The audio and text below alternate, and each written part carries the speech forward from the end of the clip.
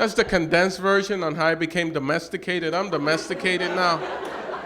All I have is a backyard and a new Weber grill. I have a new Weber grill, stainless steel. I love it. I just make steaks on it. I make steaks on my grill, like that. And she came out with a great idea. She was like, "Oh, now that we have our new Weber grill," and I was like, "It's my grill, not ours. It's mine. It's only mine." She goes, "Now that we have our grill, you should have a barbecue and have your friends over." And I was like, I could have my friends over? Like I clearly remember a conversation where I wasn't allowed to have my friends over anymore. Because most of them are still stallions and they're out there galloping around. They got fire in their eyes. I just have smoke. That's all that I have is smoke. I have smoke. But I did it. I invited them, and I was like, "Guys, come over. You could trust me. And it's fenced in, and we'll be safe. And I'll make steaks."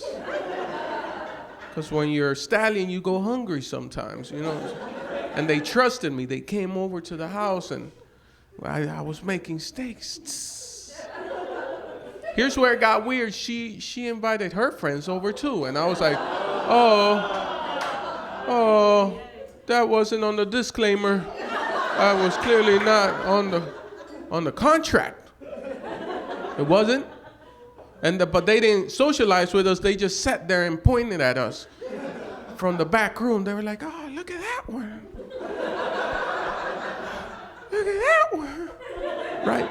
And then they cracked the door and they threw balls outside just to see how we play with each other with the balls.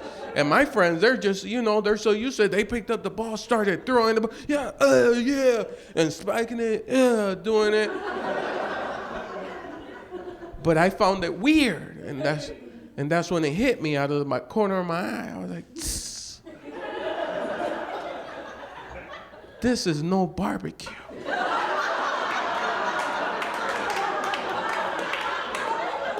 This became an adoption party. And I figured it out. And I didn't sell them out. I told them too. I was like, run. This is an adoption party. Run right now, run. And they listened, and Rick got away because he's very athletic, so he jumped in. He jumped into my neighbor's yard and he got away. But we lost Richard because one of the girls nibbled on his ear, and that's how you stun us. They nibbled, stunned, and then she slapped a tracker on him, and like, Richard's getting married in 2 weeks. Completely my fault. It's completely my fault.